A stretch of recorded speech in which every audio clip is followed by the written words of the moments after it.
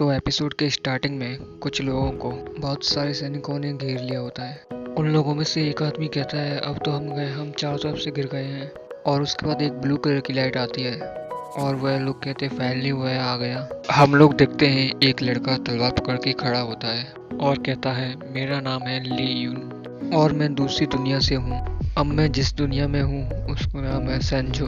ली यून सब सैनिक को मार देता है और कहता है मेरा पहला मिशन खत्म करने के बाद मैं एक विद्रोही बन गया हूँ। यह तो बहुत आसान था, ऐसा लगता है कि मैं कोई गेम खेल रहा हूँ। यह बहुत आसान है, इसलिए मैं इन लोगों का लीडर बन गया और ये लोग मुझे द फॉलन इमोर्टल कहते थे। और हम लोग देखते हैं प्रेजेंट का सीन और इस बात को गुजरे हुए 2 साल हो गए हैं और अभी मैं एक साधारण लड़का हूँ।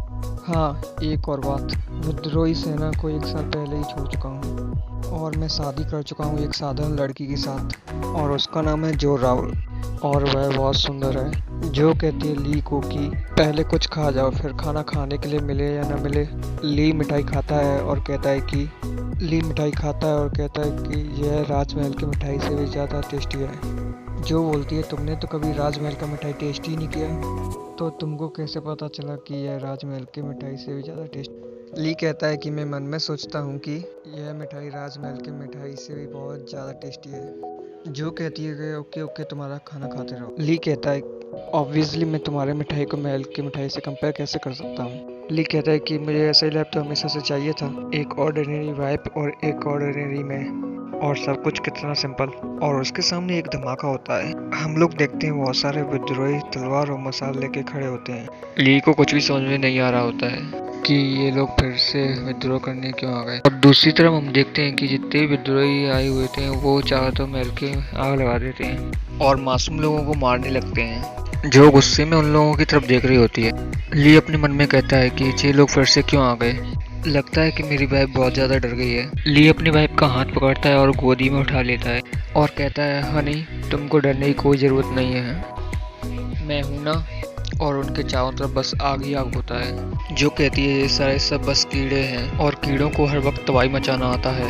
ली को लगता है कि उसकी वाइफ उसको गाली दे रही है क्योंकि वो भी पहले विद्रोही था, लेकिन उसकी वाइफ को ली के पास्ट के बारे में कुछ भी नहीं पता होता। तो ली कहता है हमको उनके ऊपर ब्लेम नहीं करना चाहिए, सारा ब्लेम तो हमको उनके लीडर को करना चाहिए जो कि इनको इधर ऐसे भेज दिया और क्या पता इसमें महारानी का भी हाथ हो। तो जो गुस्से में अपना मुंह घुमा लेती है। ली अपने मन में बोलता है क्या मैंने कुछ गलत बोल दिया।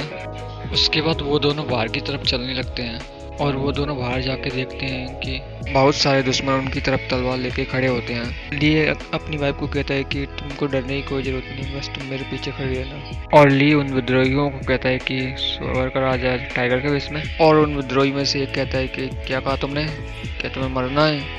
ली कहता है भाई चलो शांति से बैठ के बात करते हैं। वो विद्रोही पूछता है दूसरे से कि ये तो ऑर्डिनरी लोग हैं, हम इनका क्या करें। तो दूसरा विद्रोही कहता है कि लड़के को मार दो और लड़की को छोड़ दो, मैं बाद में लड़की के साथ मस्ती करूंगा। और सारे लोग ली और जो के ऊपर तलवार लेके कूद जाते हैं और उसी वक्त जो ली की हाथ पकड़ती है वहाँ से भागने लगती है।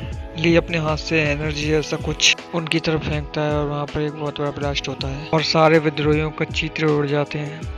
ली कहता है अपनी वाइफ को कि क्या तुम ठीक हो, और कहता है कि हम लोग बहुत लकी हैं इसलिए बच गए। और उधर देखने के लिए महल से बहुत सारे सैनिक आ जाते हैं। वो सैनिक देखते हैं कि जो पत्थर का रास्ता था वह पाउडर बन चुका है और सैनिक कहता है कि क्या उस लड़के ने ऐसा किया है, और उन दोनों से कहता है उधर ही रुको। और सैनिक कुछ लोगों को ऑर्डर देता है कि उसको ले जाके पूछताछ करो और ली को वो लोग ले जा रहे होते हैं। ली कहता है जो को कि तुम डरना मत, मैं जल्दी आ जाऊंगा। जो उधर अकेली होती है उसके पास बहुत सारे सैनिक खड़े होते हैं और सब सैनिक झुक जाते हैं और कहते हैं कि मेरी रानी हमें माफ कीजिए, हमको आने में देर हो गई। जो कहती है चेन्हाई जो लोग आए थे क्या वह लैंथर्न फेस्टिवल थे क्या। चेन्हाई कहता है नहीं महारानी, हमारे पास ऐसा कोई लिस्ट नहीं है। जो कहती है मुझे पता था, लेकिन ये ब्लास्ट कैसे हुआ इसके बारे में मुझे कुछ नहीं पता।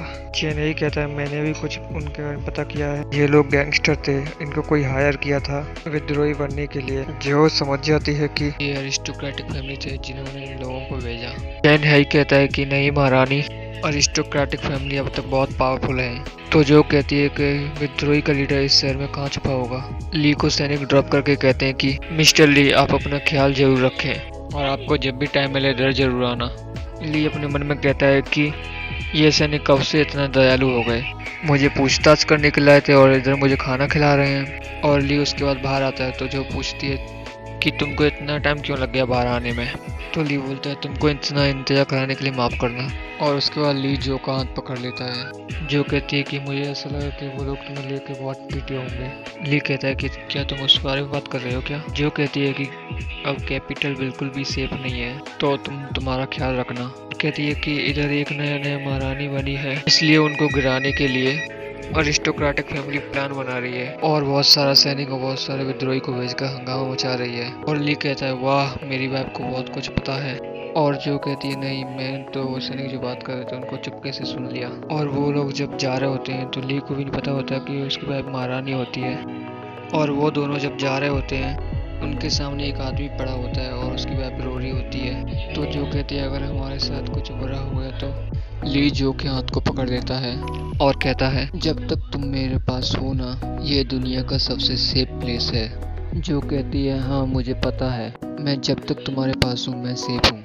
और जो अपने मन में कहती है मुझे थोड़ा अरिस्टोक्रेटिक फैमिली के ऊपर और विद्रोही के ऊपर ध्यान देना होगा। ली अपने मन में कहता है कि महारानी तो अभी नई नई बनी है, वो वह कुछ नहीं कर सकती। लगता है कि मुझे अब खुद ही कुछ करना पड़ेगा। और इधर ही ये वाला एपिसोड खत्म हो जाता है।